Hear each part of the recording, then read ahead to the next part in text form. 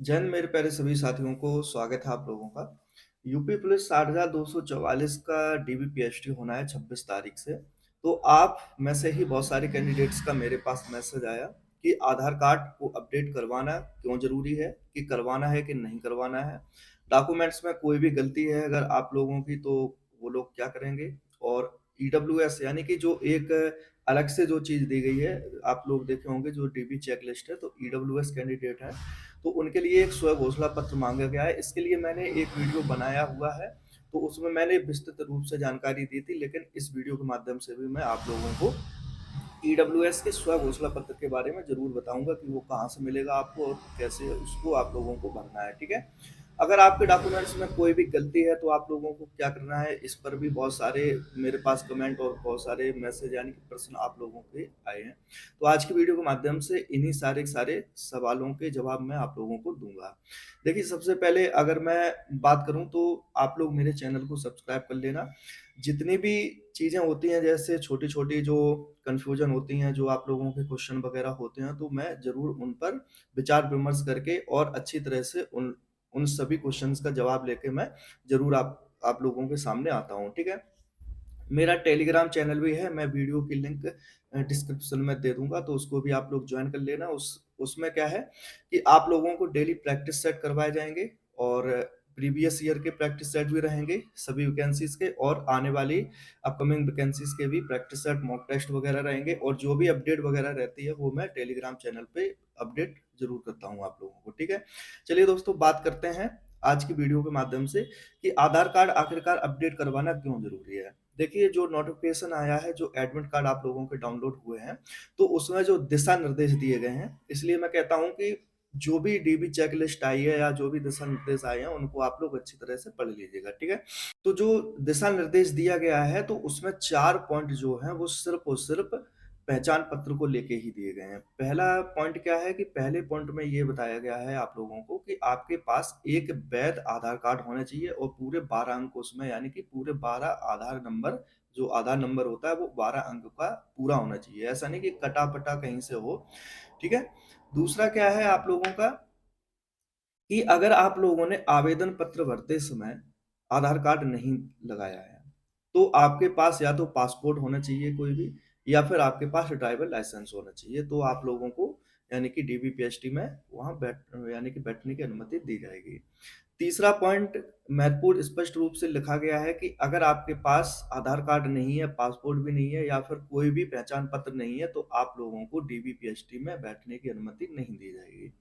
चौथा पॉइंट जो आज इस वीडियो के माध्यम से मैं आप लोगों को बताने वाला हूं वो ये है कि अभ्यर्थियों से अपेक्षा की गई है कि जो आपका आधार कार्ड है उसको डीबीपीएसटी में बैठने से पहले उसको अपडेट और अनलॉक करवा लें।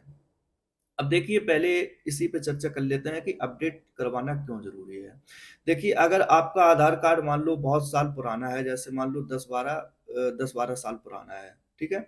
तब तो आपको अपडेट करवाना बहुत ज़रूरी है, क्योंकि हो सकता है आपका आपका जो आधार कार्ड हो, उसपे आपकी फ़ोटो सही समझ में ना आ रही हो, या फिर आधार नंबर सही से समझ में ना आ रहे हों। कोई भी जो इन्फॉर्मेशन दी गई है, जो डिटेल दी गई है आधार कार्ड के ऊपर, वो आपकी मिसप्रिंट हो गई हो। तब आपको अपडेट करवा लेना है। ठीक है। दूसरा क्या है, अपडेट करवाना और क्यों जरूरी है।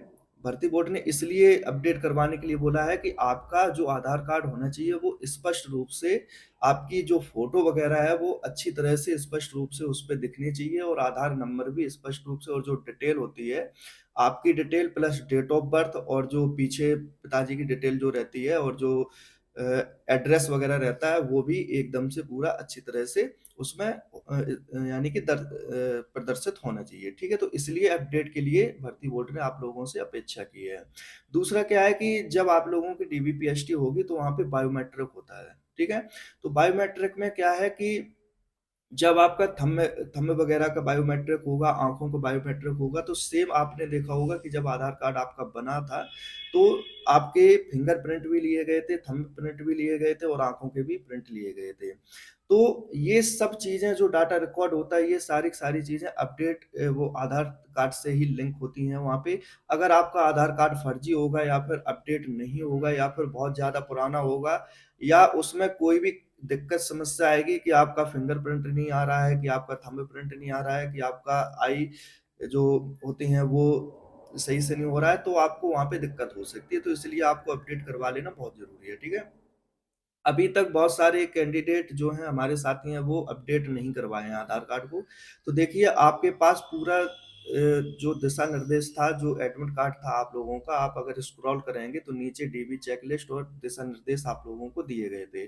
तो उन दिशा निर्देशों को आप लोगों को पढ़ लेना चाहिए था, ठीक है? अभी तक जो भी दिशा निर्देश दिए गए थे और जो भी उसमें से चीज़ें मेरी समझ में आई, जो भी निकल के आई सामने, मैंने उस पे आप लोगों को वीडियो दी, तो इस पर भी मैं आप लोगों को ज़रूर वीडियो के माध्यम से ये चीज़ बताई कि आप अपना आधार कार्ड अपडेट ज़रूर करवा लेना। एक सवाल ये रह रहा है कि अगर आधार कार्ड अपडेट करवाएँगे तो जो आधार कार्ड नया आएगा वो लगभग 1 महीने के अंदर अंदर आता है, यानी कि समय लगता है क्योंकि बाई पोस्ट आता है। तो उसमें एक चीज़ और स्पष्ट रूप से लिखी गई है कि आपके पास इलेक्ट्रॉनिक आधार कार्ड होना चाहिए। जब अपडेट हो जाता है आधार कार्ड तो ऑनलाइन आधार कार्ड आप लोग निकलवा सकते हैं, ठीक है? तो ऑनलाइन जो आधार कार्ड निकलेगा तो उसको ही आप लोगों को लैमिनेट करवा लेना है, यानी कि उसपे ही लैमिनेशन करवा लेना है, वही आपका मान्य होगा, ठीक है? और इसको अनलॉक कैसे करना है? अनलॉक का मतलब होता है कि जैसे कि जिन आप जितने भी डॉक्यूमेंट्स होते हैं या फिर जितने भी फॉर्म्स फॉर्म्स वगैरह भरते हैं, बैंक का काम करते हैं, उस सब में आधार कार्ड लिंक होता है, ठीक है? आधार कार्ड लिंक लिंक का माध्यम यही होता है कि आपका जो एसएमएस वगैरह होता है, जो ओटीपी वगैरह होती हैं, वो आनी चाहिए, ठीक है? तो हो सकता है कि जब आपका डीबीपीएसटी हो तो वहाँ पे कुछ ऐसी चीज़ देखने को मिले कि एसएमएस के ज़रिए क्योंकि जब आपने पिछली भर्ती में देखा होगा कि जो मोबाइल नंबर अपडेट होते हैं तो मोबाइल नंबर भी आधार कार्ड में होना चाहिए आप लोगों का। तो अनलॉक कैसे करना है आप लोगों को? आप लोग अपने नज़दीकी जो भी आधार कार्ड सेंटर हुए हैं या फिर जो सीएससी सेंटर हैं, ठीक है? तो उन पे जाके आप लोग आधार कार्ड की उनको बताना कि मुझे आधार कार्ड अपना अपडेट या फिर अनलॉक करवाना है, तो वो लोग आप लोगों को बता देंगे, ठीक है?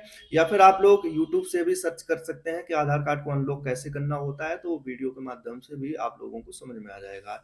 तो ये चीज़ बहुत महत्वपूर्ण चीज़ है क्योंकि ये भर्ती बोर्ड के द्वारा स्पष्ट कहा गया है। अगर आपका पहचान पत्र ही सही नहीं होगा, तो ये समझ लेना कि आपको बैठने की अनुमति ही नहीं दी जाएगी, ठीक है? तो जिन भी हमारे भाई-बहन ने आधार कार्ड अपडेट नहीं करवाया है, तो वो लोग अभी समय है और नज़दीकी सीएससी सेंटर पे जाके अपना आधार कार्ड अपडेट और अनलॉक ज़रूर करवा लें। मैंने आपको डिटेल में बता दिया है कि क्यों ज़रूरत है इसकी और भर्ती बोर्ड ने क्यों मतलब माँगा है अपडेट और अनलॉक आधार कार्ड, तो ये आप लोग अच्छी तरह से समझ गए होंगे। दूसरा क्या है कि ईडब्ल्यूएस का जो स्वघोषणा प्रमाण पत्र है, उसके लिए मैंने बताया था कि आप लोग टेलीग्राम चैनल मेरा जॉइन कर लो, लिंक मैंने दे रखी है।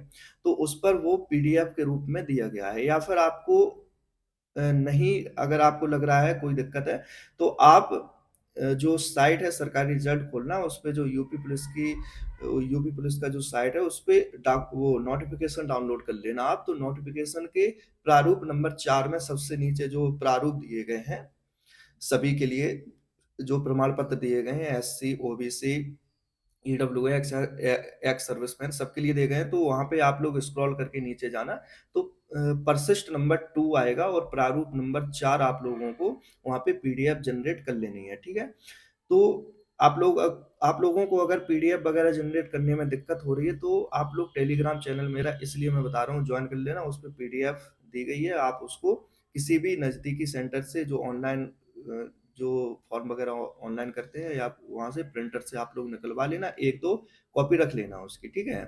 भरना कैसे है उसको, तो मैं ये बताऊँ आप लोगों को कि उसमें कुछ ज़्यादा टिपिकल चीज़ नहीं है, आय वगैरह भरनी है, अपना नाम पता वगैरह भरना है, पिताजी का नाम भरना है और पता वगैरह भरना है और नीचे साइन साइन करने हैं। डेट वगैरह आप लोग डाल भी सकते हैं और नहीं भी डाल सकते हैं, उससे कोई दिक्कत नहीं है। अगर आपको ज़्यादा दिक्कत हो रही है, तो आप सिर्फ़ अपनी उसकी प्रिंट आउट रख लीजिएगा और जब वहाँ डीबीपीएसटी हो, तो वहाँ आप लोग अपना भर लेना, ठीक है? उससे कोई दिक्कत नहीं है। अगर डॉक्यूमेंट्स में कोई भी दिक्कत है आप लोगों की, सबसे ज़्यादा कमेंट इस पे भी यानी कि क्वेश्चन पूछे जा रहे हैं कि किसी के नाम में कुमारी लगा हुआ है, किसी के नाम में कुमार लगा हुआ है, तो आधार कार्ड में कुमारी कुमार नहीं है, माता-पिता के नाम में कोई दिक्कत है, डेट ऑफ बर्थ में इश्यू है, तो मैं आप लोगों को बताऊँ अगर, तो इसके लिए एक व्यवस्था होती है कि अगर कोई भी डॉक्यूमेंट्स जो दस्तावेज़ आप प्रस्तुत करते हैं, अगर उसमें कोई भी त्रुटि है, तो उसके लिए एक एफ़िडेविट बनता है तहसील से।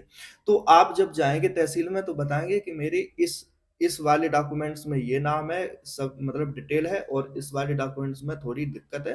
तो जो वकील लोग होते हैं, वहाँ आप लोगों को बता देंगे और जो मैटर टाइप होता है, वो टाइप हो जाएगा और वो अटेस्टेड हो जाएगा एफ़िडेविट, तो आप उसको बनवा सकते हैं, ठीक है? इसमें पूछने की कोई ज़रूरत ही नहीं है कि अगर आप लोगों को लग रहा है कि मेरे डॉक्यूमेंट्स में ये दिक्कत है और ये समस्या है, तो आप एफ़िडेविट बनवा लेना और नया डॉक्यूमेंट्स अगर आप लोग बनवाएँगे, उसमें समय लग जाएगा, सीधी बात है, ठीक है? तो उसका एक ही सॉल्यूशन होता है कि एफ़िडेविट मस्ट होता है, तो आप लोग अपने नज़दीकी तहसील में जाके एफ़िडेविट बनवा लेना। तो दोस्तों, मैंने इस वीडियो के माध्यम से आप लोगों के जो भी डाउट्स मेरे सामने आए हैं, जो भी क्वेश्चन थे वो सॉल्व किए हैं। उम्मीद करता हूँ कि आपको ज़रूर समझ में आए होंगे, तो कमेंट में बताना और जो भी दिक्कत हो तो आप लोग ज़रूर बताते रहना जब तक भर्ती प्रक्रिया हो नहीं जाएगी पूरी सही से, और जो भी डाउट्स वगैरह हैं, जो भी चीज़ें निकल के आएँगी छोटी-छोटी, वो मैं अपनी वीडियो के माध्यम से ज़रूर आप तक पहुँचाने की कोशिश करूँगा, ठीक है? तो मिलते हैं अगली वीडियो में कुछ और जानकारी के साथ। और भी क्या चीज़ें हैं डीबीपीएसटी से संबंधित, वो भी चीज़ें मैं लेके आऊँगा आपके सामने। आप लोग चैनल से ज़रूर जुड़िएगा, वीडियो को शेयर कीजिएगा और ज़्यादा से ज़्यादा लोग जुड़ने की कोशिश करिएगा, जिससे कि आप लोगों को फिर आगे कोई दिक्कत या समस्या ना हो, आप लोगों का डीबीपीएसटी रनिंग वगैरह जो भी है वो अच्छी तरह से होती रहे। तो ठीक है, मिलते हैं अगली वीडियो में। जय हिंद।